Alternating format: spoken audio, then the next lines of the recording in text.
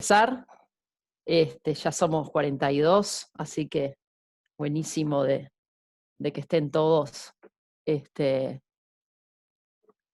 ya instalados. Teníamos para la clase de hoy 2 textos para trabajar, son 2 textos que no son complicados para nada, de fácil lectura, que son de 2 historiadores de la educación física y el deporte de Brasil, ¿no? Silvana Goldner es una investigadora brasilera del sur de Brasil, vive en Porto Alegre, y ella tiene en el libro compilado por Rodolfo Grossengar, que se llama Apuntes de Historia para Profesores de Educación Física. Rodolfo Grossengar es un investigador argentino que compiló este libro, y bueno, Silvana, que es de la Universidad Federal de Porto Alegre, de Río Grande do Sur, ya está ella jubilándose, ya tiene toda una tradición, fue de las pioneras de investigadoras de historia de la educación física, el deporte, en Brasil, de las primeras generaciones de lo que podría ser los estudios a partir de los 80, con perspectivas, por supuesto, de la nueva historia, de la historia cultural, historia social, etcétera, ¿no? Es un poco para ubicar a Silvana. Ha trabajado mucho también en el campo que es el género, ¿no? Y la eugenesia, y cómo el género justamente ha generado prácticas desiguales de usos de los usos del cuerpo entre varones y mujeres, y bueno, Silvana ha trabajado e incursionado mucho en la perspectiva de género en los estudios sobre la historia. Eso como cuestiones más generales para contextualizar un poco a los autores que vamos a trabajar hoy. Y por otro lado, Víctor Melo, ¿no? Que es el otro artículo que está en este mismo libro, está una a continuación del otro, en el libro, ustedes los tienen en la EVA, por supuesto. Víctor Andrade de Melo es un investigador también brasilero de la misma generación, es un poco más joven que Silvana, no se ha jubilado todavía, es de la Universidad de Río de Janeiro, federal, y bueno, Víctor Andrade ha incursionado, ha venido al ISEF de Montevideo en varias ocasiones, la última vez dio un curso en la maestría, ustedes saben que hay una maestría en educación física en este momento en el ISEF, es la primera corte, es la primera maestría que hemos desarrollado, y la primera corte empezó el año pasado, y Víctor ya ha dictado un curso de posgrado para la maestría. Y bueno, sus temas de investigación, por supuesto, son la historia del deporte y sobre todo también todo el área del tiempo libre, el ocio, la recreación, también ha incursionado mucho en la historia de eso, y es un referente realmente en los estudios sobre historia de las últimas décadas. Él produjo a partir de los 90, 80 hacia acá, en Brasil. Y bueno, ellos dos son 2 textos que hemos elegido porque, bueno, por la referencia y la trayectoria que ellos tienen en el campo, por las temáticas que abordan en estos 2 artículos, nos pareció como buenos puntos de partida, como para ya en este texto, ya no tanto como los textos anteriores que ustedes tenían que leer en esta unidad, que era de historiadores generales, ¿no? Que hacían historia de la educación física. Justamente elegir 2 textos que también problematicen el sentido y el para qué de estudiar historia de la educación física, historia del deporte, historia de la recreación, historia de la educación del cuerpo, que después vamos a ir viendo esos matices, esas diferencias, en las carreras de formación de profesores de educación física. Ese es un poco como el leitmotiv que condujo a estos 2 autores que vamos a trabajar hoy a estudiar y a investigar y a escribir estos artículos, o sea, cuál es el sentido que tiene en la formación, en la carrera de formación de educación física, estudiar historia, qué sentido tiene y el para qué y el por qué del estudio de la historia, ¿no? En una carrera, además, que tiene una tradición, como muy bien Víctor Andrade lo señalaba en su artículo para leer hoy, que muestra justamente con un sentido muy práctico, una carrera que se generó con una idea justamente muy, muy profesional, no es una carrera como en otros ámbitos de la universidad que tenemos, que son más pensadas con un sentido fuertemente académico para la investigación, ¿no? Un licenciado en matemático, un licenciado en biología, un licenciado en las distintas áreas de conocimiento, en general, tiene muy claro que estudia eso para investigar, ¿no? Bueno, en el ICEF eso al revés, cuando uno ingresa a estudiar, y en general si yo le empezaría ahora a preguntarle a cada uno de ustedes por qué eligió ser profesor de educación física, no me van a decir para investigar, porque les encanta investigar. Eso no es lo que centra la carrera y los motivos por lo que esta carrera fue construida, inclusive históricamente, ¿no? Para formar investigadores. No, por supuesto que no.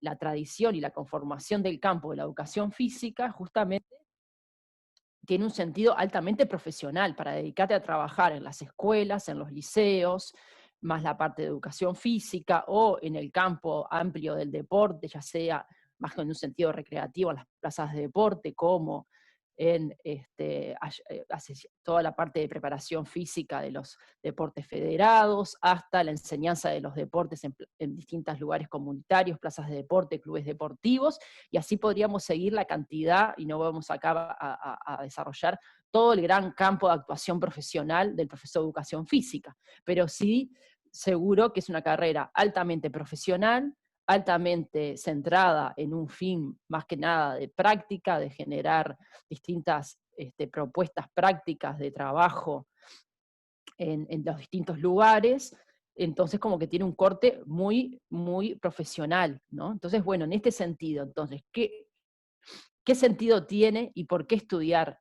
educación física, ¿no? Eh, y bueno, entonces ahí los autores, me parece que contextualizando un poco este sentido, intentan responder a esa pregunta, ¿no? Y ahí me parece interesante, vamos a ir trabajando con uno y otro autor en forma intercalada en la clase de hoy, ¿no? Tratando de, según las temáticas, ir citando a uno y a otro y mostrando sus vetas. Justamente en esta tradición, y haciendo como un recuento de la trayectoria, tanto en el Uruguay como en Brasil, que ahí en ese sentido me parece que hay puntos en común. Víctor de Melo traía en esa historia de cómo se produjo el campo, la primera carrera en Brasil de formación de profesor de educación física, la pone en el año 39, que justo coincide con el mismo dato, ¿no? De la carrera de la creación del Instituto Superior de Educación Física, o sea que ahí tenemos una similitud con la vastedad que es Brasil, pero en ese sentido me parece interesante ver algunas similitudes también en estas cuestiones que ellos van tematizando y generando, ¿no?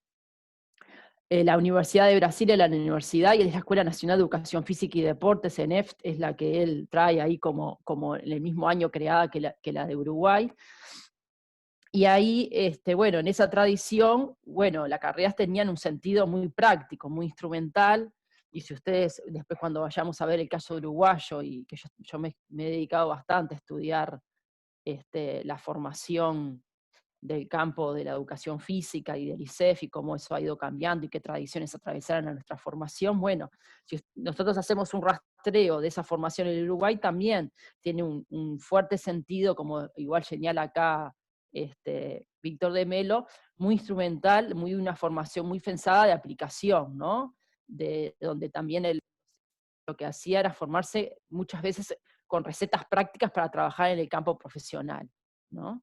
Y esa fue una tradición bastante tecnicista y práctica de la formación de los profesores que pervive hasta el día de hoy, ¿no? Donde lo central acá es la formación en técnicas e instrumentos para la práctica. Pero bueno, en ese entramado el autor Melo empieza como a decir justamente lo contrario, que para estar preparado para la práctica, y una práctica pensada, ¿no? Desde el punto de vista de la complejidad que tiene toda práctica profesional, ¿no? Necesita justamente una preparación teórica profunda. Entonces, saliendo un poco de esta tradición tecnicista y parándose más el autor desde una tradición afectada por una tradición marxista, de una reflexión crítica sobre la práctica, de una reflexión sobre la práctica, el autor viene acá a poner sobre la mesa, me parece interesante, la complejidad de la práctica misma, y para poderla entender y para poder hacer y pensar buenas estrategias y buenos dispositivos y buenas propuestas de clases en el vasto campo profesional, se necesita una preparación teórica profunda, ¿no? ¿Para qué? Para justamente que no apliquen recetas en forma incuestionable y en forma acrítica los profesores. Él está parándose en una perspectiva crítica y justamente habla de que la historia le va a dar herramientas al profesor de educación física para que pueda justamente recrear esa práctica, pensar esa práctica, repensarla y generar propuestas interesantes a esa práctica. Y justamente para comprender la realidad en forma más vasta y compleja y no pensar que uno está inventando, si uno se olvida del pasado, se parece que está inventando la pólvora de algo que existió y ya alguien ya lo inventó. Entonces el estudio del pasado también nos permite justamente ver lo que ya se creó y a partir de ahí tener más elementos para pensar el presente. Eso como que muy importante. Me parece interesante este sentido, ¿no? Del por qué para un profesor que está pensando más bien en la práctica profesional, si tiene sentido o no trabajar desde la historia y tener conocimientos historiográficos. Entonces a mí me parece que él pone el acento en la formación teórica del profesor, y ahí ustedes pueden ver también, si ustedes hacen un recorrido de los planes de estudio del propio ISEF, cómo eso ha ido cambiando, justamente, y se han pasado de una formación que ustedes antes se recibía muy práctica e instrumental, sin ningún tipo de formación teórica, o la teoría era muy básica, a una formación que cada vez más pone en el centro, o va poniendo importancia de la formación práctica, ¿no? La importancia de la formación teórica, quiero decir, de realmente que tenga elementos para discernir cuando vienen propuestas de recetas de trabajar con determinadas dinámicas, que bueno, que pueda venir, analizarlas, de qué corrientes vienen, para qué, si eso es realmente tiene un sentido para la práctica. Bueno, un montón de elementos me parece que van por ese lado y que me parecía importante como que empezar por esto, porque me parece que no es menor, y ustedes mismos se deben de preguntar y deben decir a veces, esta materia es un masazo, esta materia para qué, qué sentido tiene nuestra formación. Bueno, yo me parece que es interesante poder justamente historizar desde el presente, como muchos de los autores de historiografía están relatando, y esto es, los han ido leyendo los prácticos, de que justamente la historia siempre es un historiador en el presente para que se ubica y que desde el presente mira el pasado y desde ahí también puede hacer una lectura de ese pasado, ¿no? Entonces, en ese sentido me parece como muy interesante pensar esta relación pasado-presente y pensar esas condicionantes que ahora vamos a ir como desmenuzando también y trayendo cuestiones que ya trabajaron con los otros autores, pero más pensados y focalizados al campo de la educación física, ¿no? Y bueno, entonces ahí me parece interesante ver cómo Silvana Goldner, citando justamente a Víctor Melo, habla de fases de la historiografía de Brasil, y ahí me parece interesante también cómo esas fases brasilera en cierta medida son parecidas, y ahora vamos a ir haciendo, eso no está en los textos, eso sería un desafío para nuestro equipo de historia. Cada vez que leo estos textos de Silvana y de Víctor Melo me vienen ganas de escribir algo parecido con el equipo de docentes de historia, tanto de Rivera como de Maldonado, Paysandú y Montevideo, escribir algo similar pensando en el caso uruguayo, ¿no? Bueno, ¿cuáles serían esas etapas o fases de la historiografía en Uruguay? Acá Silvana, trayendo a Víctor Melo, las establece para el caso brasilero. Y nosotros vamos a ir haciendo ese paralelismo con el caso uruguayo. Entonces, hay tres grandes momentos, ubica, o tres grandes delimitaciones en esa fase de la historiografía brasilera. Un primer gran momento, ¿no? que es la primera mitad del siglo XX, donde ubica sobre todo una historia de Brasil, pero a partir de extranjeros, o sea, son libros extranjeros, más bien hablando de toda la historia de la civilización y de la historia del deporte y la educación física, que son libros que van y ven en la antigüedad esos elementos, ¿no? No tienen una concepción crítica moderna sobre el deporte, sino que ven el deporte como algo que ya estaban los antiguos, que, bueno, eso está muy criticado con autores de la sociología crítica y de la historiografía crítica nueva, sobre que es un anacronismo decir que en Grecia existía deporte como podemos hablar del deporte moderno, ¿no? Hay un quiebre, hay un corte, y no se podría hablar de tal cosa en la antigüedad, ¿no? No se podría hablar de deporte en la antigüedad. Pero bueno, desde el punto de vista de estos textos, justamente, que son más bien atravesados más por una historia positivista, una historia más bien factual o descriptiva en términos de Burke o episódica, ¿no? Estos extranjeros, estas grandes manuales de historia de la educación física y de deporte, que hablan en términos de origen, en términos de evolución, ¿no? Evolución más bien desde el punto de vista biológico, ¿no? Ese tipo de evolución, y cómo el hombre ha evolucionado desde la antigüedad hasta la actualidad.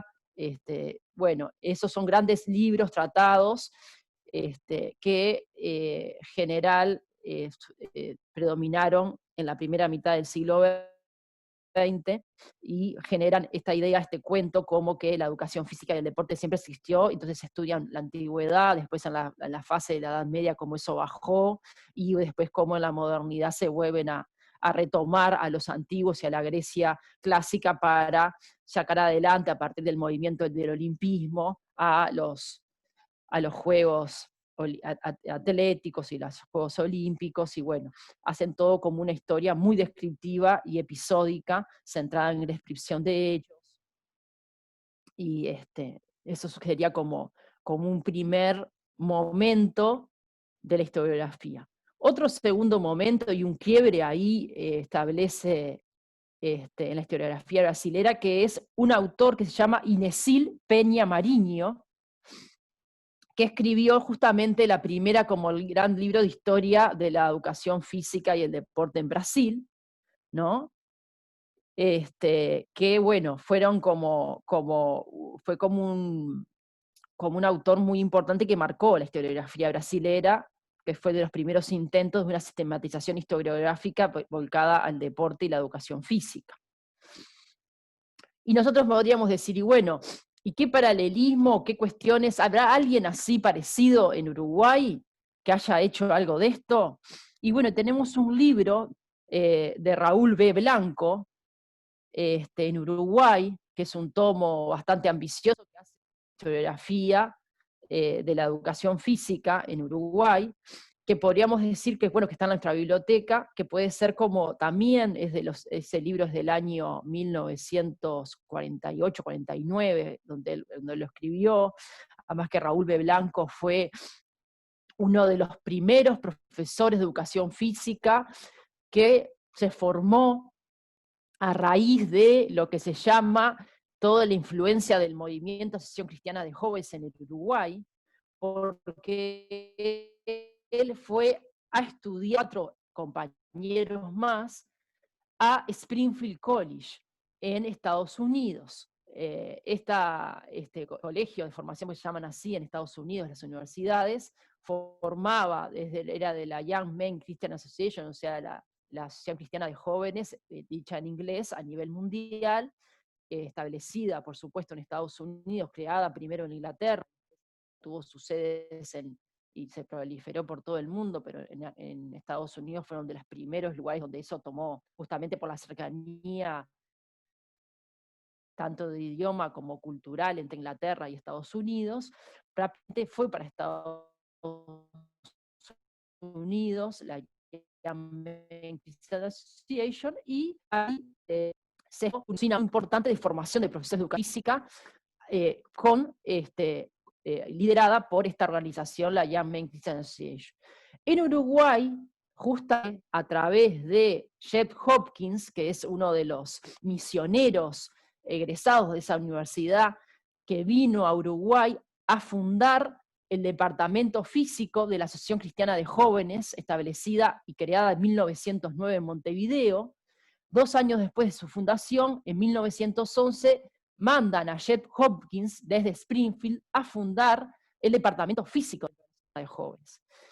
Año 1911 que llega Hopkins a Uruguay y que José Valle Ordóñez, presidente de la República, vallista, evidentemente, ¿no? Del partido que él creó y fundó y bueno, lleva su nombre, justamente le pide José Valle Ordóñez a Hopkins que se encargue, si podía encargarse, además de la Asociación Cristiana de Jóvenes, de su trabajo en la Asociación Cristiana de Jóvenes, de trabajar como director técnico de la Comisión Nacional de Educación Física creada ese año para regular todo lo que es la educación física en el país. Entonces, en ese entramado de creación de la primera institución en el Uruguay, de la educación física, y de generar todo un sistema, Hopkins llegó en 1911 y en el año 1918-19 manda a los primeros 4 seleccionados. Estaba Raúl B. Blanco. Raúl B. Blanco fue mandado junto con Julio J. Rodríguez, con otros 2 seleccionados que después ocuparon cargos importantes en la Comisión Nacional, fue enviado a Springfield College a estudiar la carrera de profesor de educación física. Él es el que escribe este libro de historia de la educación física, y tiene todo un capítulo relativo a Uruguay y a otros países de Latinoamérica. Y me parece importante, bueno, decir que no es menor acá estas influencias y cómo matrizó en el Uruguay, la Asociación Cristiana de Jóvenes matrizó a la educación física uruguaya, y a tal punto que la persona que escribe, la primera persona y un referente que tenemos en la historia de este campo, es Raúl B. Blanco, con esta trayectoria, y que después él pasó a dirigir, cuando vino acá, una de las plazas de deporte más importantes, que la Plaza 5 en Montevideo, tuvo otros cargos también, tuvo una actuación muy importante también en los congresos latinoamericanos y panamericanos de educación física. En el propio libro él relata, el capítulo de Uruguay, toda esa peripecias y roles que ha tenido. Entonces, bueno, me parece importante, más allá de todo este preámbulo que yo les hice, ver cómo también en Uruguay hubo un Inesil Peña Mariño brasilero a la uruguaya, donde relata esa historia. Si uno va a esa historiografía, que es una historiografía también más que nada propia de su tiempo, sobre todo atravesada por las cuestiones más descriptivas, positivistas, copiando los manuales de historia del Occidente, que venían del contexto europeo y del contexto de Estados Unidos, ¿no? Entonces ahí también, como, igual que en el Cipre Mariño, como dice Wilvana Gorner, ¿no? Era una historia de los grandes hombres, de los aficionados, los militares, los periodistas, establece largos periodos, datos, nombres, hechos, fechas muy descriptivos, ¿no? No hay una periodización interna, sino más bien regida por los grandes periodos políticos y económicos de la historia política y económica. Bueno, como más centrado en esta historia de los grandes hombres, más esta historia episódica, tradicional que veníamos, ¿no? Y con mucha memorización y descripción, ¿no? Hay un escaso análisis de lo que es la materialidad, otro tipo no de fuentes, sino más bien centrada en documentos, con muchos datos, etc. Esto sería como las grandes características de lo que es este tipo de primeros manuales o libros de historia de la educación física acá en la región, ¿no? Juan Carlos Blanco, Raúl B. Blanco. Y acá podríamos ir a una cita en la página 36, justamente de Melo, que dice, en esta primera fase, ¿no? O sea, de la historia, ¿no? De ese momento,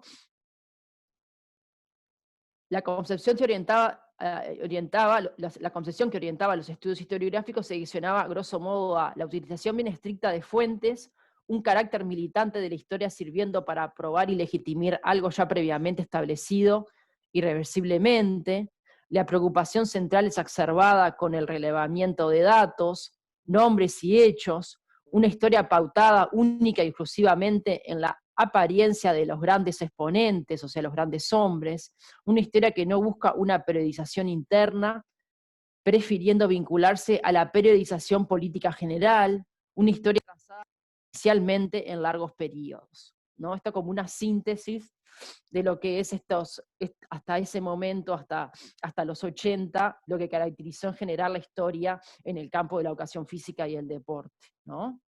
Como me parece como interesante esa cita que como que sintetiza bastante lo que es esta historia tradicional, descriptiva, episódica.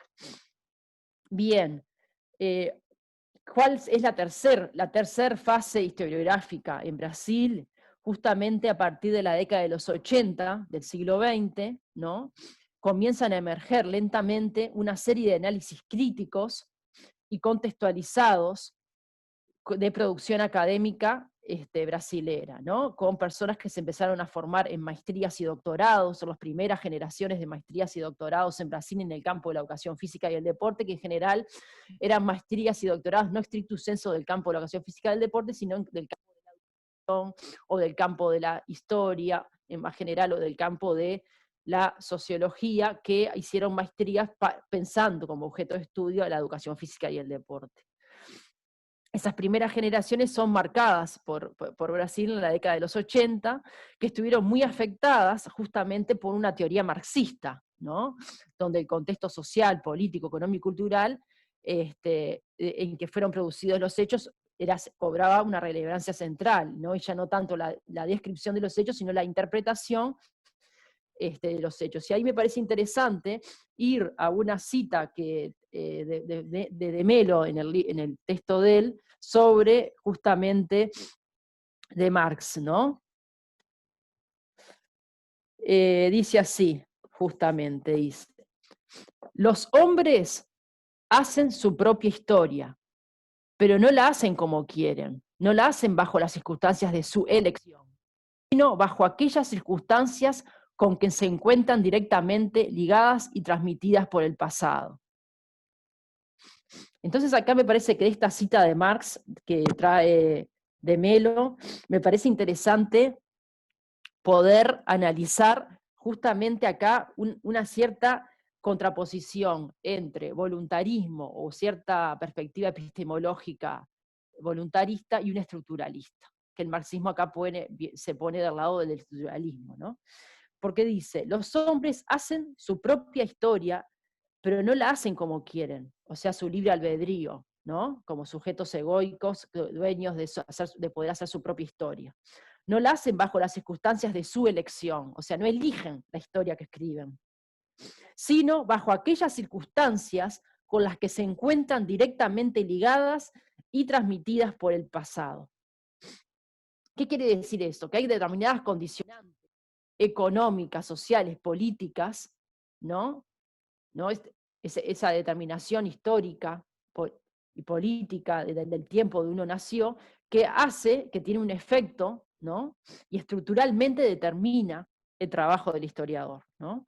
En cierta medida me parece interesante esta perspectiva para poder entender cuando los historiadores basados en esta teoría marxista empiezan a tener investigaciones afectadas por esta teoría, comienzan a darle una relevancia fundamental a estas determinaciones y al estudio frente a cualquier hecho que elijan de las determinaciones justamente sociales, políticas, económicas y culturales donde se produjeron los hechos. Los hechos no son neutrales, no son de ningún lugar, no. Los hechos siempre están intrincados en el contexto social, político, económico y cultural que el investigador tiene que develar. Y eso me acuerdo que la clase pasada, cuando trabajamos el texto de Legoff, exactamente poníamos este hincapié para redefinir el pasaje y una lectura convertir un documento en un monumento. Pasaba también por esta lectura de develar y de traer a la luz estas determinaciones sociales, políticas y económicas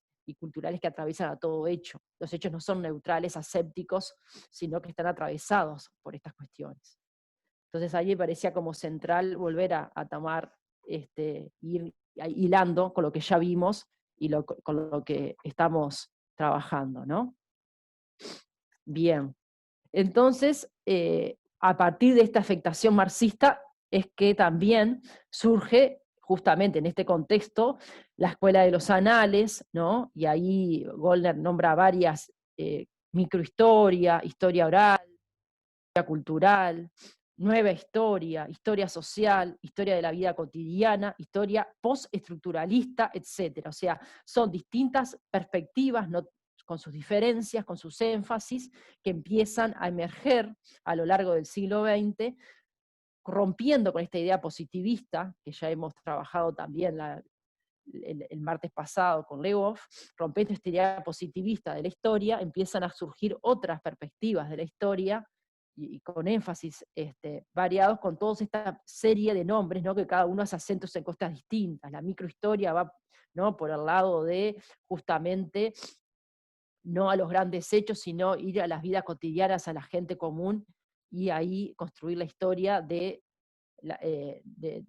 toda y no los grandes seres, la historia oral, que hace acento en ir recuperando los testimonios, no solamente los documentos, sino mediante testimonios orales, recuperar la historia. Y así la historia cultural, que pone más el acento justamente en los elementos de la cultura, y ahí genera a partir de una afectación, sobre todo de la antropología, interesantes, bueno, perspectivas para poder pensar la historia y afectar desde el campo de la antropología, ¿no? Y así podríamos, la historia social más afectada por la sociología, la historia de la vida cotidiana que pone el acento justamente en qué pasa no solamente en la esfera política, sino qué pasa en la vida cotidiana de los sujetos. Cuando habla Silvana de la historia postestructuralista, acá está hablando justamente el postestructuralismo, surge sobre todo a partir de los 60, de los 70 en el contexto francés, afectados por el giro lingüístico, ¿no? Con afectaciones no solamente justamente del estructuralismo pasada, sino con elementos del psicoanálisis que vienen a dar otra lectura y a poner en otro lugar el sujeto, ¿no? El sujeto atravesado por el lenguaje viene a abrir esa circularidad de determinación estructural cerrada, de estructuralista, para decir, bueno, el estructuralismo se puede obturar por el acontecimiento, ¿no? Entonces acá hay una historia donde pone mucho el acento en afectaciones del análisis de discurso, ¿no? Y entonces estudia la historia también como afectada por distintas discursividades y trata de captar los elementos de quiebre de los discursos y cómo hacer hincapié en esto, en la cuestión de los acontecimientos. Y bueno, entonces ahí en este contexto que ella, la autora, ubica en toda esta emergencia, uno podría decir, bueno, y en Uruguay, fue en los 80 que empezó a emerger la historia de la educación física y del deporte, y uno le decía, no, los 80 no, en Brasil el movimiento de posgrados y el movimiento de académico, ¿no? De academicización, bueno, no me sale la palabra, pero el proceso que hizo, ¿no?, ya llevar a la educación física a un lugar más sólido desde el punto de vista de lo que es el desarrollo del campo, ¿no? Y la formación de los profesores, no quedarse en un ligado tal a lo práctico, sino empezar a generar maestrías, doctorados, tanto profesionales como académicos, que mejoren el campo en todo sentido, tanto el campo profesional como el académico. Bueno, empezó unos años, capaz que 10, 15 años antes.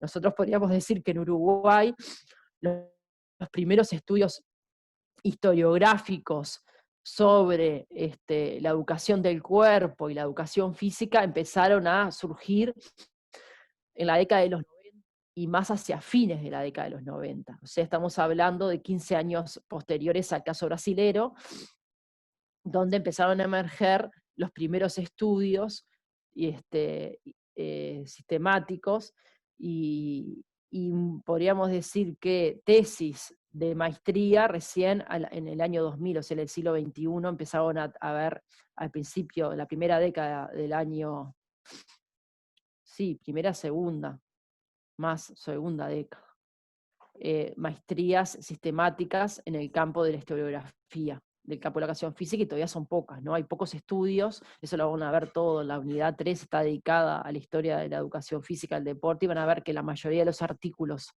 y tesis que tienen para leer son del 2010 hacia acá. Ya había artículos un poco antes, pero la fuerte empieza de 2010 para acá, para un poco ver también y contextualizar la diferencia en los desarrollos académicos de los países, ¿no? Bien. ¿Alguna duda hasta acá? Si no seguimos, pero a ver, vamos a hacer como un cierto cortecito que ya estoy velando hace bastante. Si ahí tienen alguna duda, algo que quieran preguntar, y si no, sí, seguimos. ¿Qué quiere decir acá historia postestructuralista? Y bueno, la historia postestructuralista es esto que yo decía y expliqué recién, ¿no? De la altura de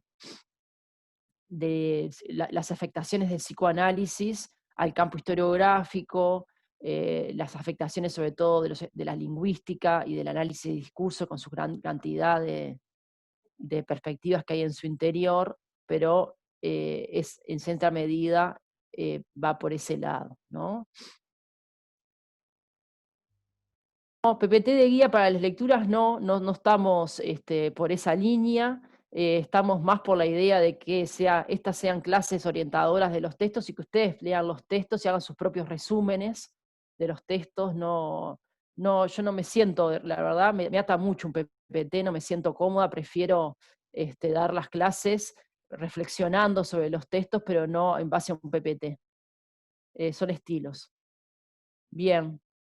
Se están grabando, el teórico se está grabando, si ustedes ven ahí el aparatito se está grabando. Bien, como no hay preguntas sobre el contenido de lo que yo estaba exponiendo, entonces seguimos. Cualquier cosa preguntan sobre el desarrollo. Entonces ahí, ¿cuál es el concepto de historia justamente que a partir de todas estas perspectivas afectadas, ¿no?, de la historia social y cultural, la autora nos trae como para reflexionar? Entonces acá hay una serie de elementos centrales para entender lo que es la historia, el concepto de historia, y distinguirlo del pasado, ¿no? Como que me parece importante en ese sentido, ¿no? Entonces, la autora define justamente a la historia como una narración sobre el pasado, ¿no? Pero que no es el pasado, justamente distingue entre historia y pasado. Entonces, en esa narración sobre el pasado, me parece que lo interesante que viene a poner sobre la mesa es justamente que se puede tanto recordar y seleccionar algunas cosas para recordar y olvidar otras cosas e invisibilizar. Entonces hay cosas que a veces se celebran sobre el pasado y otras que se olvidan, se acallan. Entonces ese movimiento es lo que realmente se tiene que tener en cuenta desde estas perspectivas, ¿no? Preguntarse por qué se recuerda lo que se recuerda y por qué se invisibiliza y se callan determinadas cuestiones. Estas son desde esta perspectiva centrales, ¿no? Otro elemento central, más allá de la tensión entre justamente lo que se olvida y lo que se selecciona, ¿no?, sobre el pasado, y la historia como parte de esa narración, es el entrelazamiento entre lo subjetivo y lo objetivo, ¿no? Ahí me parece central poder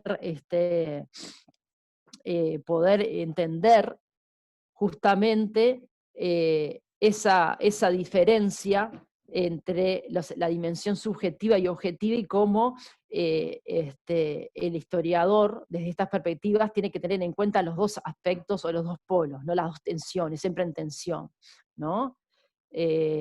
Los subjetivos serían todas las implicaciones y lo que como historiador afecta el objeto que yo estoy investigando, ¿no? Entonces, todos esos elementos de subjetividad tendrían que estar puestos sobre la mesa. Y los elementos objetivos justamente serían aquellos que están atravesados por, bueno, la metodología, la selección de un marco teórico referencial, las cuestiones que hacen más al método propiamente científico, ¿no?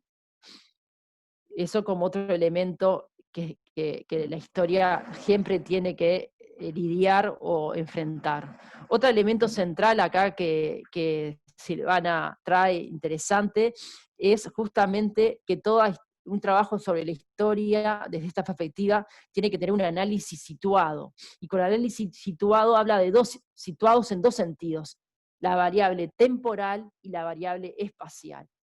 Tiempo y espacio, y eso lo venimos trabajando en todas las clases, como elementos demarcatorios, y sin ellos no habría historia. La historia no puede existir, no se puede definir sin esas dos variables de tiempo y espacio estructurando esa, esa, ese campo de conocimiento, ¿no? Perdón, profe, ¿podrías repetir la parte de que hablaste sobre la subjetividad? Sí. La subjetividad sería algo que está atravesado a todo trabajo historiográfico, ¿no? Porque sería la dimensión del sujeto y la relación del sujeto con el objeto de conocimiento, ¿no? Entonces ahí, sobre todo las perspectivas fenomenológicas en el campo historiográfico han trabajado muchísimo este elemento, y bueno, desde Max Weber también como uno de los referentes de la sociología moderna, también, ¿no? Es el elemento que hace que haya un emplazamiento y una relación del sujeto, el historiador, con el objeto investigado, ¿no? Entonces ahí siempre hay elementos que atraviesan y que hay que tener como cierta, eh, por lo menos explicitar, ¿no? Explicitar desde el sujeto desde dónde se para, desde qué perspectiva está hablando, cuáles son la posición que tiene, ¿no? Frente al objeto que está investigando, para poder, bueno, dar cuenta de esos elementos. Algunos hablan en ese sentido de la implicación, lo que implica, cómo te puede llegar a movilizar ese objeto que estás investigando, cómo eso puede llegar a estar presente y no se puede negar. El positivismo lo que hacía era como negarlo a eso, o como no dar cuenta de eso, y eso no se puede. Bueno, acá desde otras perspectivas es eso, bueno, es explicitarlo y decir esto está presente. Hay un punto de vista subjetivo de todo historiador que afecta el objeto que selecciona investigar, y no lo puede soslayar, no lo puede dejar de lado, no puede hacer de cuenta que eso no va a intervenir atravesando eso que se está leyendo, ¿no? Por ser, todos somos dueños de un tiempo, de un espacio, y que hace que esas circunstancias nos afecten y nos determinen en las posibilidades de investigación. En ese sentido me parece como interesante poder dar cuenta de esos aspectos, ¿no? No sé si quedó claro, si querés preguntar un poco más Bien sobre ahí, esto. bien, bien. Bien, acá me parece igual interesante leer, en la página 38 dice: entiendo que la historia, dice Silvana, es solo una narración sobre el pasado, que nos puede hacer recordar algo que ya pasó, pero también puede hacer olvidar. En la medida en que, al contar sobre un tiempo que ya no está más, la historia tanto puede celebrar lo que debe ser recordado como invisibilizar lo que debe ser olvidado. En ese sentido, es necesario pensar que la narrativa histórica es resultante de un entrelazamiento de objetividades y subjetividades, de percepciones, de miradas, de posibilidades de análisis, y estos son siempre situados. En última instancia, la historia misma está históricamente situada, anclada en el tiempo, y produce una narración del mundo de acuerdo a intereses personales, políticos, sociales, económicos, culturales, étnicos, evidenciando sobre todo la imposibilidad de describir lo real tal cual es.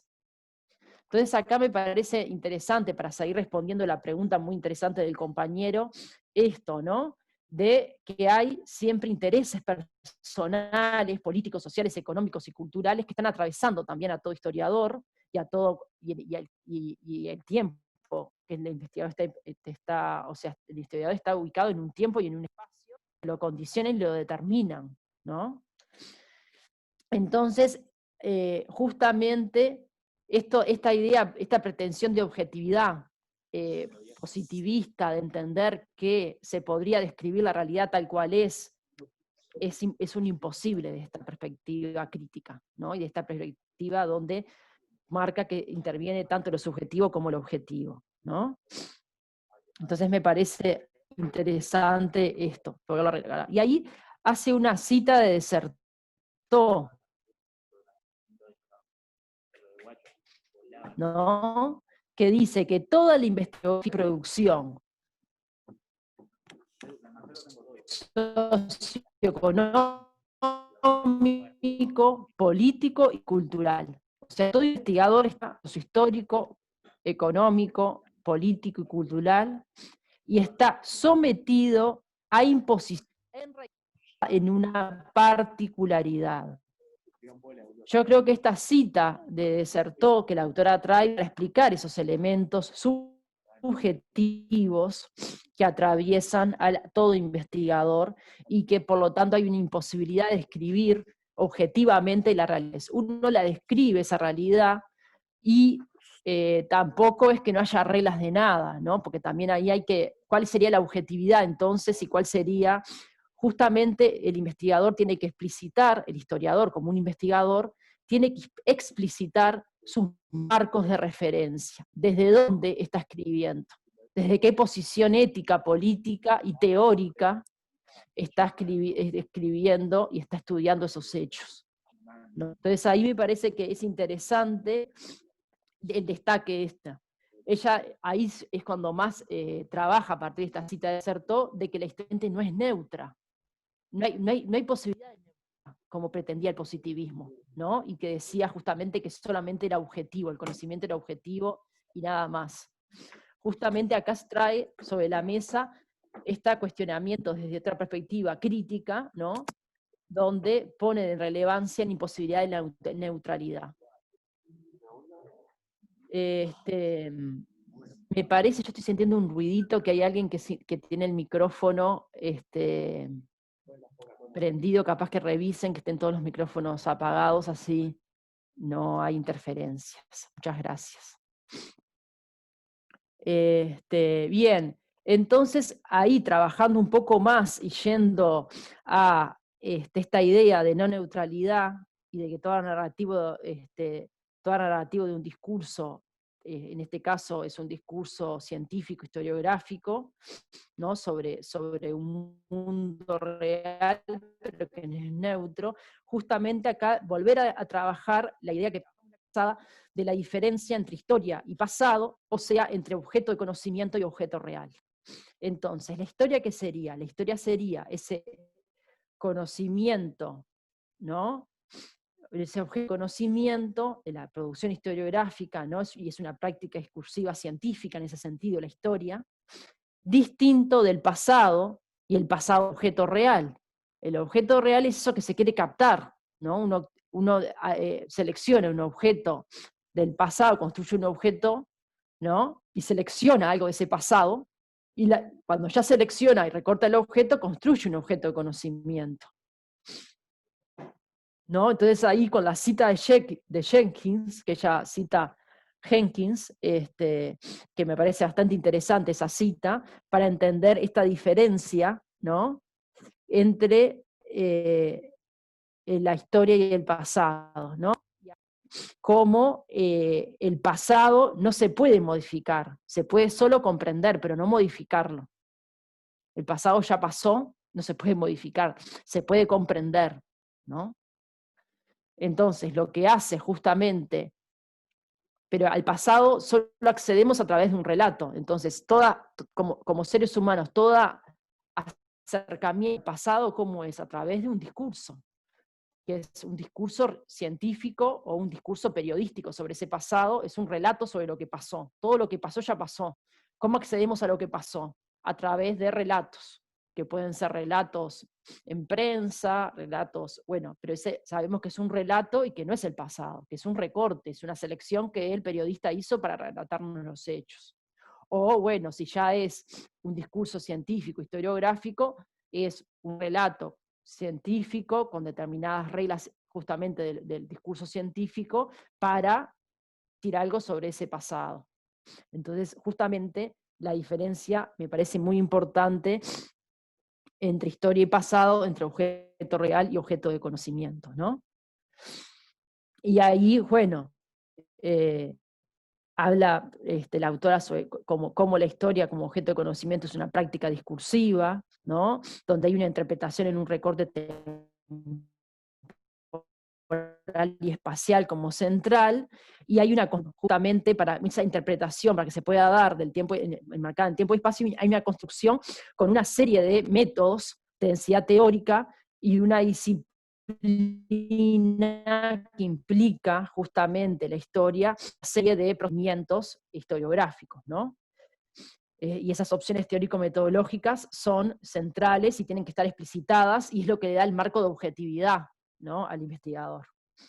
Explicitar esas opciones teórico-metodológicas son centrales. Explicitar con qué el historiador se va a basar también son centrales, ¿no? Explicarlas, describirlas, cómo las obtuvo, cómo llegó a esas fuentes, son parte de esa metodología, de ese proceso del investigador. Y después, bueno, viene todo la pata de la interpretación en base a esa opción teórico-metodológica, y ese cruzamiento entre las fuentes y esa opción teórico-metodológica que construyen el objeto historiográfico. Y ahí pone un ejemplo bastante interesante, ¿no? Que una cosa es, por ejemplo, y ahí pone los Juegos Olímpicos como maneras diferentes, ¿no?, de contar ese relato de Juegos Olímpicos. Uno lo puede entender al Juego Olímpico como, ella dice, más como de la confraternización, la paz de esos juegos, ¿no?, de un sentido centrado en, bueno, en la paz, relatar esos Juegos Olímpicos atravesados por la corrupción, por el doping, por el terrorismo, ¿no?, etcétera, por las cuestiones del rendimiento, ¿no? Son dos maneras de entender lo social. Uno sería más atravesado por un cierto funcionalismo de sociedad en equilibrio, donde están todos en forma armónica, disfrutando de esos juegos, celebrando la paz mundial, y otro lo describe desde un punto de vista más influenciado por el marxismo, desde el punto de vista crítico, más atravesado por las luchas de clases que atraviesan esos Juegos Olímpicos, las diferencias de género, las diferencias de raza, cómo hay discriminaciones, cómo hay países de mayor poder y menor poder que tienen un espacio, y describe las relaciones de poder y el conflicto inherente a toda realidad social, ¿no?, atravesado en ese relato de los Juegos Olímpicos, ¿no?, donde empiezan a haber elementos como el doping, el terrorismo, empezando y bueno, y la lucha de clases y la lucha por los más fuertes, y cómo en esos Juegos Olímpicos lo que hay es la competencia, eh, dando cuenta de, bueno, de cómo la competencia en el nivel general de la sociedad se traslada también al campo del deporte, y el deporte no es ajeno a las luchas y a lo que es el capitalismo, ¿no?, y el capitalismo salvaje. Entonces ahí es como un ejemplo bien operativo para poder entender cómo, frente a un mismo hecho, los Juegos Olímpicos, se pueden hacer interpretaciones más funcionalistas, de ver la sociedad integrada y como una sociedad en equilibrio, o se puede hacer una interpretación más crítica, marxista, etc.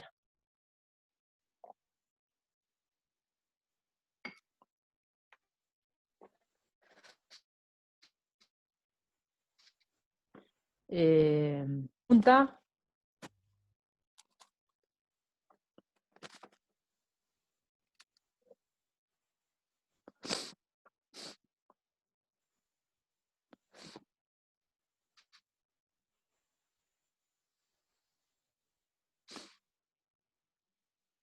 Bien, y siguiendo un poco con estos elementos que me parecen como centrales, ¿no?, de la construcción del historiador y lo que es la historiografía, me parece interesante, bueno, cómo también la mediación entre pasado y presente, que esto también lo trabaja Bloch, lo trabajan los autores que están trabajando en esta unidad 1, ¿no? Como siempre, el historiador está ubicado en el presente para relatar algo del pasado, ¿no? El presente es el historiador, ¿no? Y el pasado es el objeto de que está investigando, ¿no? El pasado es el objeto que es lo que caracteriza la historia, ¿no? Entonces, hay una mediación en cierta medida entre pasado y presente en el trabajo del historiador, que eso no se puede olvidar y no se puede soslayar, ¿no? Esta relación y esta mediación entre pasado y presente, como elementos también importantes eh, en esa construcción de ese relato biográfico.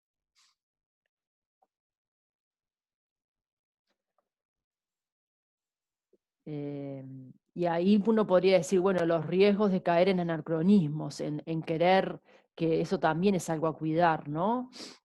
En querer con valores actuales, con valores con lo que el conocimiento científico y con todos los elementos que uno tiene en el presente, juzgar ese pasado y sentenciarlo, olvidándose que hay una distancia histórica siempre en esos hechos que uno está investigando, ¿no? Entonces, bueno, eso, como que cuidar ese tipo de elementos de juzgamiento, de anacronismos, y de entender, podernos en cierta medida, me parece acá muy interesante, poder ponernos en los zapatos de ese pasado y de esos sujetos que estuvieron en ese pasado, y no, inclusive las palabras, ¿no? Hay todo un esfuerzo que el historiador, y por eso lleva mucho tiempo, y esto me parece interesante destacar todo lo que la historiadora acá, Silvana Goldner, la disciplina y la dedicación que lleva, ¿no? Porque si uno está trabajando en los años 1911, la creación de la Comisión Nacional de Educación Física, bueno, cuando decían las palabras que decían, que no son los mismos sentidos, entender que los sentidos de las palabras cambiaron.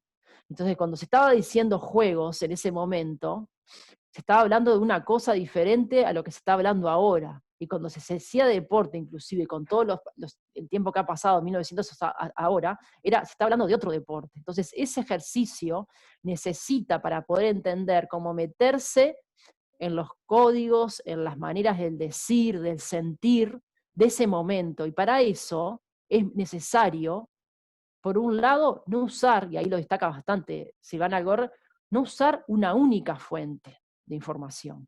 Uno tiene que cruzar la mayor cantidad posible de fuentes que me den cuenta de la complejidad de eso y que me den cuenta de la vastedad de elementos para poder entender.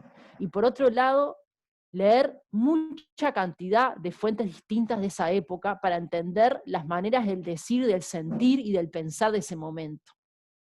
Y no hacer anacronismo, poderme meter como en los zapatos de ese momento.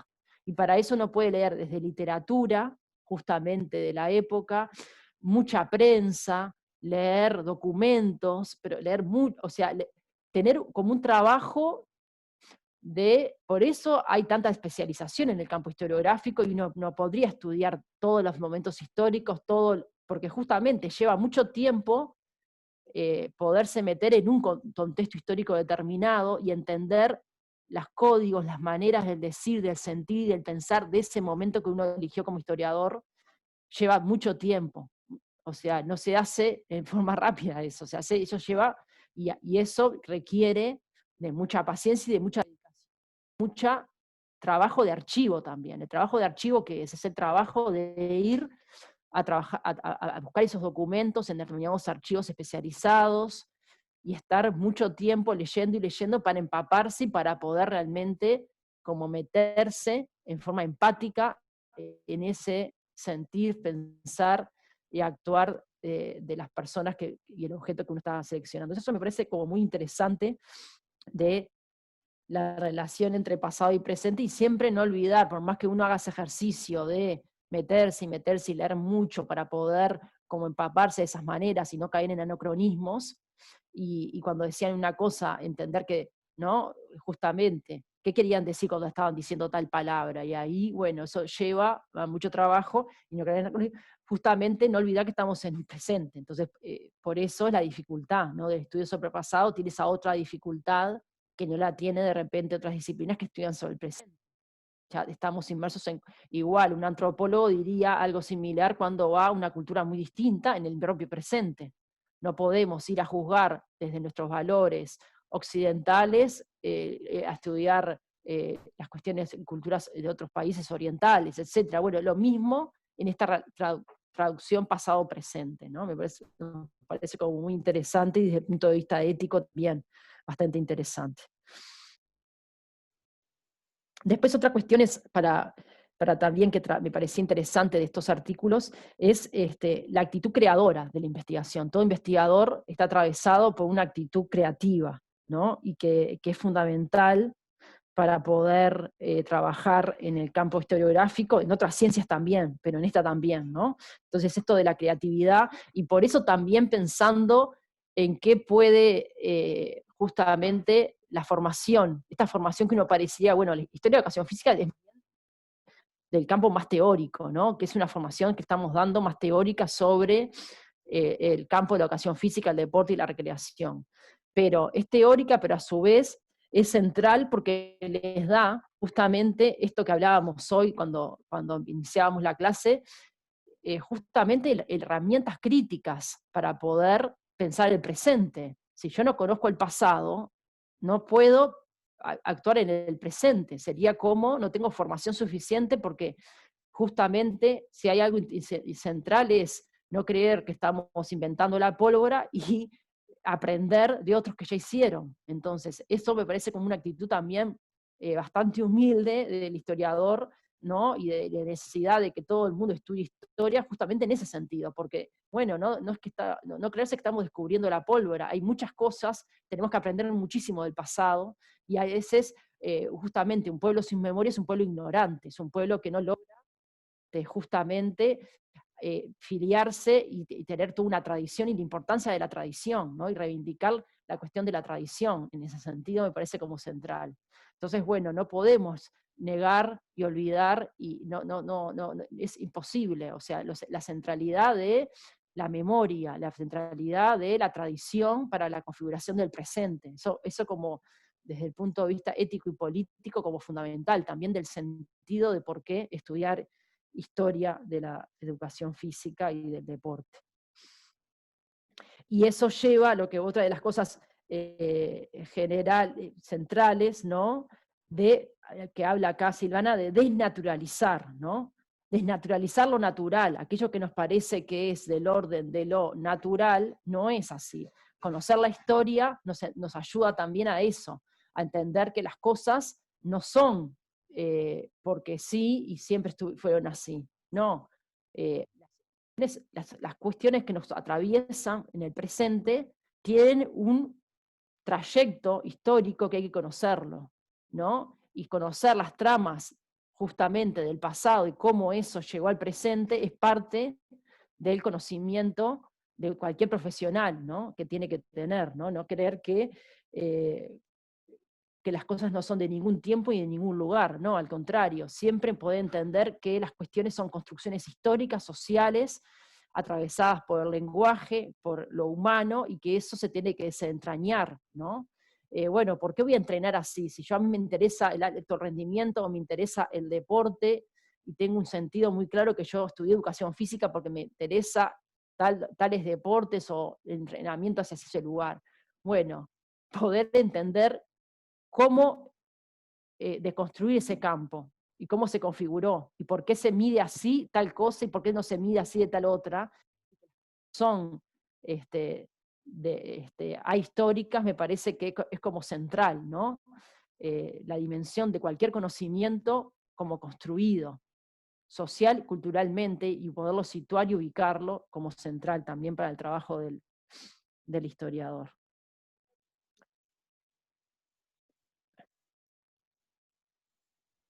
Entonces ahí es donde ella destaca, me parece, la importancia para entender mejor el presente y proyectar el futuro, justamente, y transformarlo y pensar en una sociedad más justa. Bueno, sin la historia sería imposible pensar esta trama, ¿no?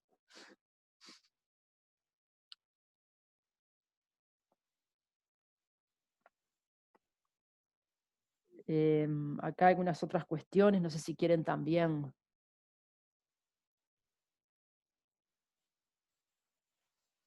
Acá hay algunas intervenciones.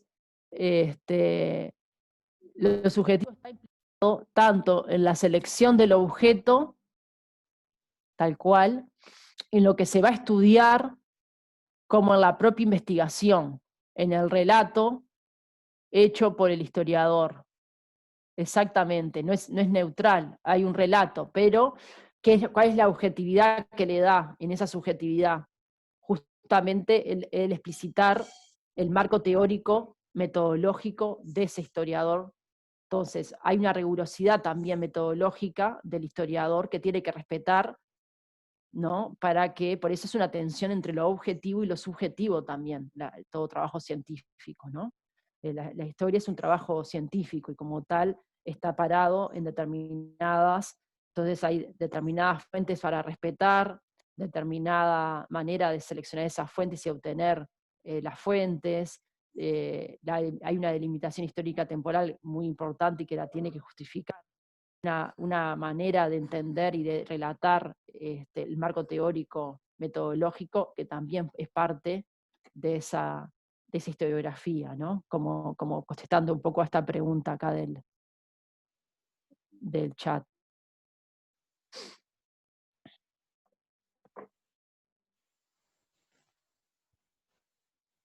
Acá me parece interesante una cita que hay de Desertó en la página 41.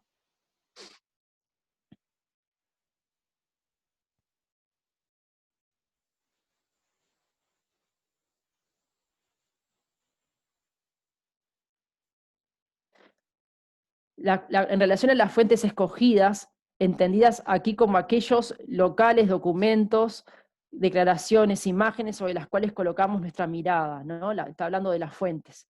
En este particular es pertinente resaltar que aquello que determina las fuentes pagadas es precisamente el tema a ser investigado, o sea, aquello que se está siendo problematizado. O sea, la relación entre el objeto, el problema y las fuentes.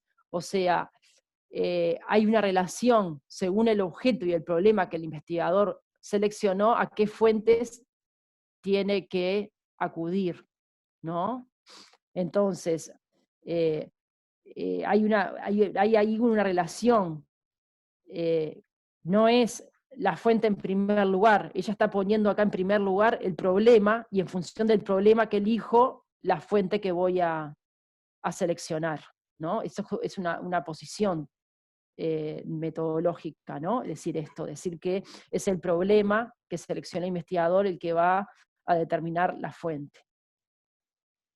Realizada esta selección, o sea, la delimitación del tema, comienza a aflorar la investigación por cuanto en historia, y acá una cita de Sartre que me parece importante, todo comienza con un gesto de separar, de reunir, de transformar en documentos ciertos objetos distribuidos de otra manera.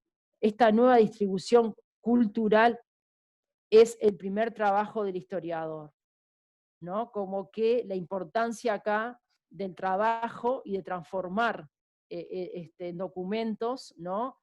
La selección del problema del investigador, ¿no? Y el primer trabajo, ¿no? Del investigador. Entonces acá agrega la autora, cuantos más variadas fueran las fuentes, más fecunda puede ser la investigación.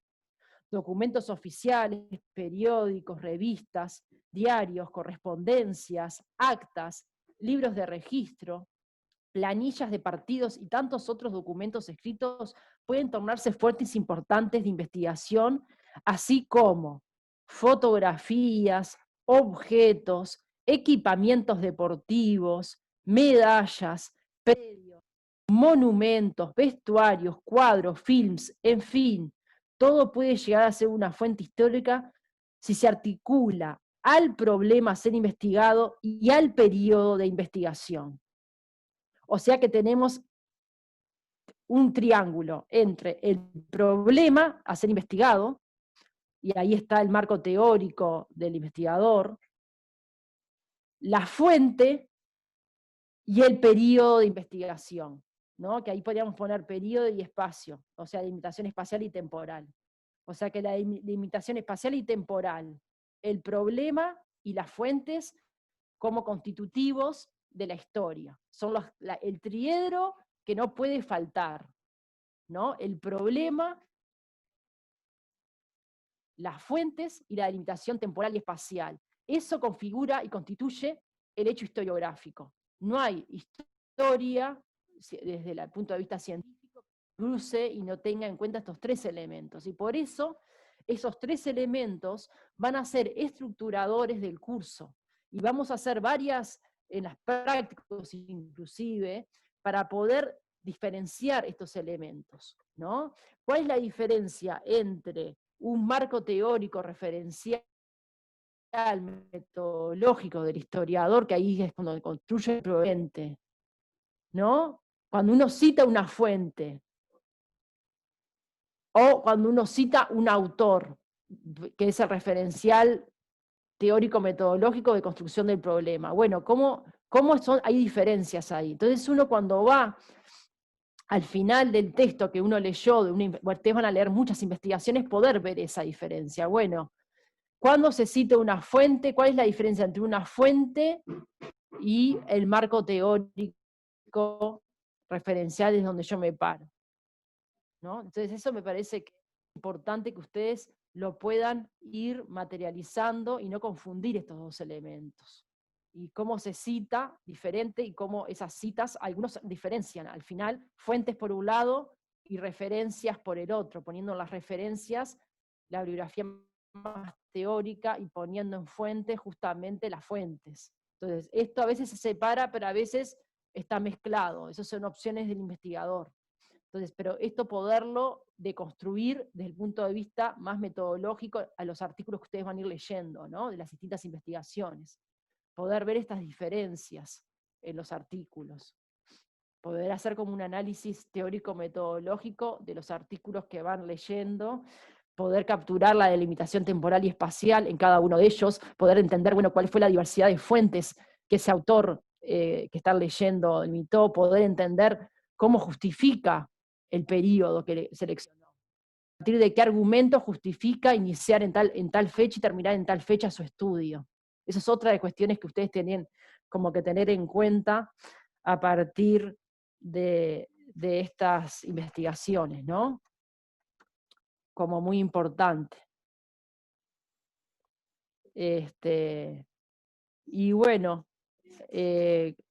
me parece también interesante cómo el autor acá rompe con esta idea positivista de las fuentes escritas, los documentos, ¿no? Como crear las verdades según blogs, según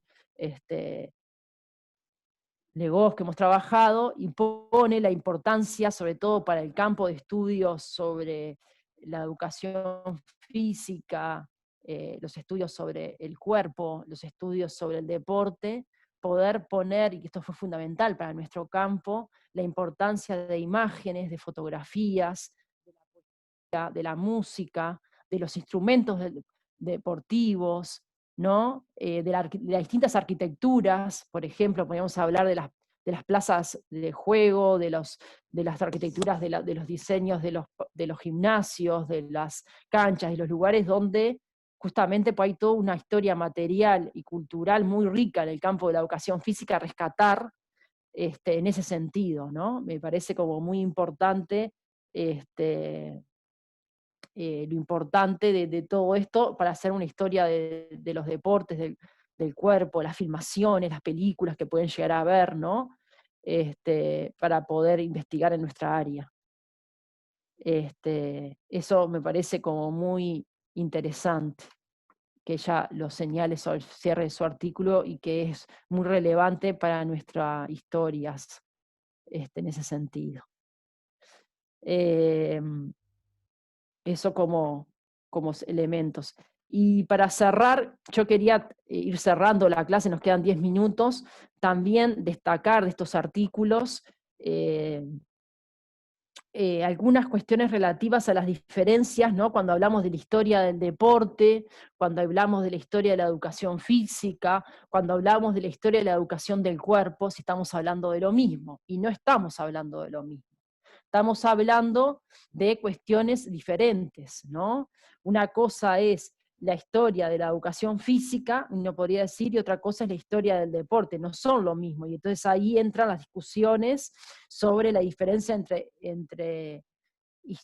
sobre educación física y deporte, que estas son cuestiones que no solo las discutimos acá en historia, sino que también se han discutido en teoría de la educación física, en teoría de la educación del cuerpo, que son materias que ustedes están teniendo, ¿no?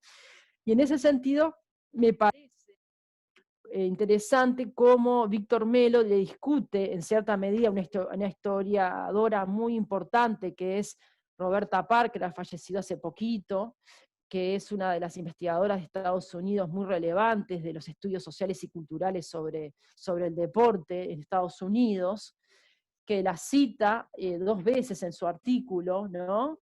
Y acá me parece interesante que él discrepa, porque acá, porque es la tradición muy anglosajona, si ustedes van a los encuentros, sobre todo hay un congreso mundial muy importante, una sociedad de historia de la educación física y el deporte, que tiene una revista además académica, esa organización, y las publicaciones de Park están en muchas de esas revistas, donde ella, porque es una tradición bastante fuerte, habla y dice así, en la página 51 de la cita del texto de Melo, dice así: Park, por ejemplo, trabaja el término historia del deporte, sin resumirlo, sino como las prácticas deportivas, incluyendo la educación física y otras manifestaciones de la cultura corporal. O sea que la historia del deporte es todo, es la historia de la cultura corporal, de la educación física, y hay una cita textual de Park. Yo quiero dejar claro desde un inicio que considero historia del deporte a una categoría de expresión que incluye como mínimo luchas atléticas, actividades de recreación y educación física. O sea, esta idea, me parece a mí, de la autora, que es una de las cuestiones que hay acá desde por lo menos de los países de la región, Brasil, Argentina, Uruguay, cuestionamos y criticamos, ¿no? Y acá Velo discute con esta idea porque justamente eso sería deportivizar y decir que el deporte es todo y meter dentro del deporte a todo lo que hay adentro, ¿no? Y es una de las maneras que se ha construido históricamente, donde el deporte poco a poco, a partir de mediados del siglo XX, ha hegemonizado el campo y parece que deporte es todo, y eso uno estudia, yo qué sé, la ley de deporte actual del Ministerio de la Secretaría Nacional de Deporte, ha pasado eso, ¿no? Habla de deporte como cualquier actividad física. Bueno, eso es una discusión justamente terminológica y de campos, ¿no? Y acá Víctor Melo dice: ya en Gran Bretaña las discusiones parecen caminar en sentidos diferentes. Los historiadores británicos han criticado en gran medida la carencia de un rigor mayor en la definición de lo que puede o no ser considerado como deporte. Y acá cita Giles, otro historiador importante de Gran Bretaña, que le discute a Park esta idea de llamar deporte a todo, ¿no? Nos alineamos más en esta última posición, o sea, Melo se alinea más en la posición de Hill, donde entendemos que la educación física y el deporte son objetos distintos, ¿no? Que van a solicitar caminos metodológicos y preocupaciones teóricas diferenciadas. Y construcción tienen sentidos diferentes. Entonces ahí me parece que es interesante, por lo menos cuestionarnos sobre esta idea y cómo, bueno, si pueden ser, en qué se tocan la educación física y el deporte, en qué se diferencian, por qué tienen objetos diferentes, y bueno, y hacer una historia de la educación física, qué lo diferencia hacer una historia del deporte, etcétera. Y otro ingrediente que acá interesante que trabaja para problematizar esto de nuestro campo, es lo que trabaja acá también sobre historia de la educación del cuerpo, que es un campo diferente, ¿no? Y acá me parece interesante ver cómo la educación del cuerpo es un objeto mucho más amplio y divergente de lo que es la, los estudios sobre deporte y educación física, evidentemente. El campo de la educación física y el deporte es un campo profesional, claro. Hay una formación específica de licenciados en educación física. Bueno, otros le han agregado licenciado en educación física, deporte y recreación, etcétera, según las nominaciones. Evidentemente en los países de Estados Unidos se debe llamar en deporte, porque si es esta la idea hegemónica que hay en Estados Unidos, que deporte es todo, pero me parece que así acá hay un corte sí muy grande y diferente. Cuando hablamos de historia de la educación del cuerpo, estamos hablando de un objeto mucho más amplio que es el cuerpo y que exinde y excede totalmente el campo de la educación física y el deporte, ¿no? Eso sí que me parece muy importante diferenciar, ¿no? Cuando hablamos de la historia de la educación del cuerpo, estamos hablando de una cosa, no solamente el cuerpo en movimiento, que uno podría decir, bueno, sí, la educación física se ha ocupado más del cuerpo en movimiento y el deporte, ¿no? Como, bueno, cuando hablamos de historia de educación del cuerpo, estamos hablando de cosas muy diferentes, ¿no? Y entonces ahí podríamos hablar de, bueno, la educación del cuerpo ha atravesado las distintas sociedades y ahí hay estudios y la historiografía que exceden totalmente el campo de la educación física, el deporte y el cuerpo en movimiento. Estamos hablando desde la escuela moderna, cómo estructuró y educó los cuerpos, cómo el cuerpo está siempre presente, y esto lo han trabajado en otras materias, excede totalmente en una institución educativa las clases de educación física, sino que son estudios culturales sobre el cuerpo que trabajan en términos generales el cuerpo en la institución escolar en su conjunto,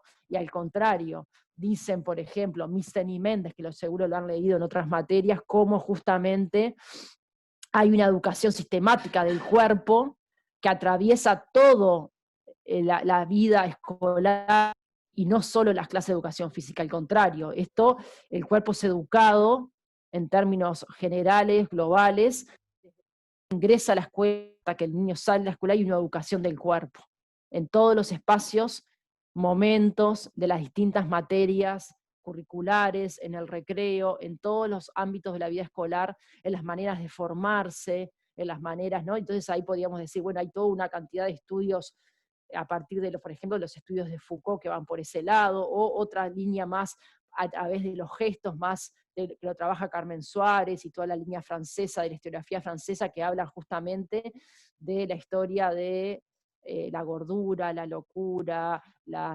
eh, las gestualidades, las maneras de, sí, de moverse. Y ahí tenemos, por ejemplo, a Vigarello, que hace todo un trabajo muy interesante de los corsés y cómo eso a lo largo, en corregir el cuerpo, ¿no? A lo largo del siglo XIX y siglo XX han trabajado sobre el cuerpo y cómo ese cuerpo a lo largo de la historia, desde justamente toda la gestualidad, los movimientos, pero desde otro ángulo que no tiene nada que ver con la educación física y el deporte. Entonces ahí hay toda una historiografía muy interesante y muy rica de los estudios historiográficos en la educación del cuerpo, donde tenemos equipos de investigación historiográficos en el ISEF, tanto a cargo de Gianfranco Ruggiano, de Belisa Martén, bueno, los propios que yo lidero, que están trabajando más por esta línea del cuerpo que excede a la educación física. Además de trabajar la educación física, también se trabaja desde esta idea más amplia, ¿no? De cómo el cuerpo ha sido gobernado, ha sido normalizado, ha sido desde distintos ámbitos. Esto como central, y bueno, y también en este sentido la historia cultural ha aportado muchísimo a los estudios sobre educación del cuerpo, y cómo para estudiar hoy en día los trabajos historiográficos no se pueden pensar sin lo que Víctor Melo trabaja sobre la interdisciplinariedad, ¿no? Cómo hay distintas afectaciones de la lingüística, la sociología, la antropología, que han afectado fuertemente el campo de la historia cultural, ¿no? Y la historia social, para poder, y ahí los actores más importantes referentes, que son Peter Burke, Lego Hunt, etcétera, que son historiadores de renombre que han sido afectados por todas estas ciencias, ¿no? Y bueno, un poco preguntas para ir cerrando en estos últimos minutos. Acá Camila dice bien clarísimo. Bien, no sé, estamos cerrando, pero abrimos ahora un poquito, antes de cerrar la clase, preguntas o dudas que hayan quedado de estos textos, que por supuesto no se agotan en esta exposición, pero que a partir de estas líneas yo creo que tienen una guía para cuando vayan a leer el texto en qué elementos hacer hincapié, ¿no?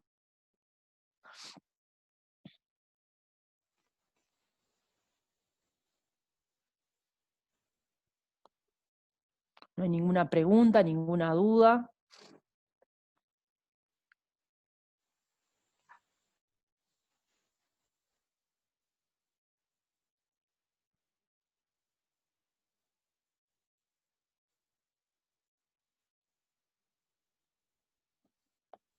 ¿Se entendió?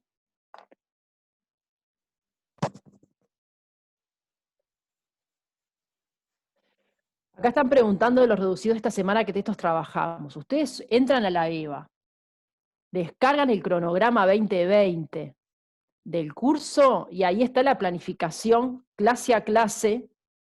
Yo no les puedo decir exactamente porque ¿qué pasa? De repente el martes pasado, el primer martes de clase, hubo feriado. Entonces ahí los prácticos no tuvieron, pero los prácticos que estuvieron el miércoles, entonces cada práctico va en números diferentes de clase. Entonces ustedes lo que tienen es un cronograma, ¿no? Que les va indicando, que yo se los muestro que está acá, pero que todos lo tienen, lo bajan de la EVA, les va indicando prácticos en la columna de la izquierda, teóricos en la columna de la derecha, y ustedes dicen semana 1, semana 2, entonces tienen que seguir según qué práctico están y cuántas clases se hayan dictado, por dónde van, y el profesor del práctico cómo lo va llevando también. Es una planificación general para todos, los prácticos y los teóricos.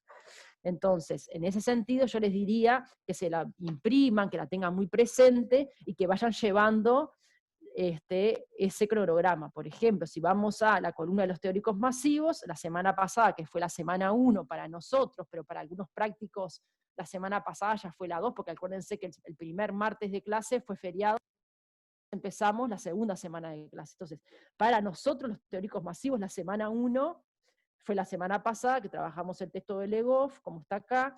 La semana 2 fue la clase recién dada, que es el texto de Silvana Gorner y Víctor Melo, que se basó la clase en eso. Y la semana que viene es la semana 3 para nosotros en los teóricos masivos, que vamos a trabajar, como dice acá en el cronograma, el texto de Gleis, de Jacques Gleis, la metáfora del cuerpo-máquina en la educación física en Francia. En el libro compilado de Yara Grosky, que lo tienen en la EVA, y dice exactamente de qué página tienen que leer. Si ustedes van a la columna de los prácticos, también va guiando semana 1, semana 2, semana 3, y según el práctico que tengan, cómo van, por qué número de clase van, ahí van y leen qué texto va. ¿Se entendió? Bien, buenísimo, me dicen que sí se entendió. ¿Tá? Entonces este cronograma es como la guía de ustedes. Tienen que tener presente, irlo bajando, y en general aconsejamos que puedan leer el texto antes de la clase, para que la clase sea aprovechada también para sacar las dudas, para preguntar lo que no se entendió, y para, si no tienen dudas, igual, escuchar al profesor, después que yo ya leí, ustedes ya leyeron el texto, es mucho más fácil para comprender lo que el profesor está diciendo que si no lo leyeron. Entonces eso también es importante.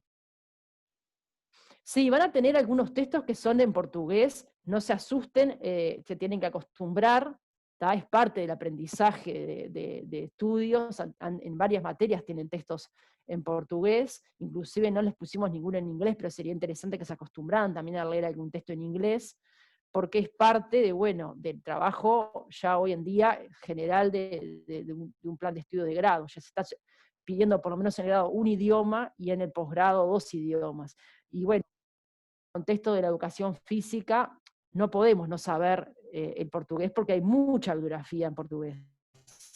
A veces sabemos esfuerzos y tratamos de conseguir autores, por ejemplo, estos dos de hoy que son brasileros, bueno, elegimos textos que estuvieran traducidos, pero hay veces que no los podemos conseguir, y está bueno ustedes se puedan acostumbrar en el grado, ya están en el cuarto semestre además, a poder leer textos en portugués, ¿tá? Que no son textos difíciles, los leen un poco más de detenimiento, les llevan un poquito más de tiempo, pero prácticamente van agarrando práctica para poder entender. Y después, ¿por qué no se integra la malla curricular a algún idioma para cursar? Eso lo tienen en la Facultad de Humanidades dentro de la Universidad de la República, ustedes pueden inscribirse, es justamente el servicio que brinda ese servicio. Nosotros nos vamos a estar duplicando cursos que los obtienen dentro de la Facultad de Humanidades. En la Facultad de Humanidades se especializan en enseñanza de idiomas, entonces ustedes tienen cursos en distintos idiomas en la Facultad de Humanidades especializada para eso. Entonces ahí ustedes pueden cursar en esto de la idea del tránsito entre las distintas facultades. Tienen que acostumbrarse a eso en la universidad. Estamos promoviendo el tránsito entre distintas facultades y ustedes no vamos a darles un curso nosotros cuando la Facultad de Humanidades se especializa en dictar los distintos idiomas que quieran ustedes aprender, ¿no? Así que esa sería un poco la respuesta sobre el idioma, ¿no? Para cursar. Entren a la página web, vean todas las posibilidades que tienen de idiomas en la facultad. Bien, buenísimo. Bueno, ¿alguna otra cosa? Si no, estaríamos viéndonos el martes que viene para ir, nosotros sería en la semana 3 el trabajo del texto de Gleis. Chau, chau. Muchas gracias por estar. Gracias, Pablo. Muchas gracias. Saludos, compas. Nos vemos. Nos vemos. Chau, chau.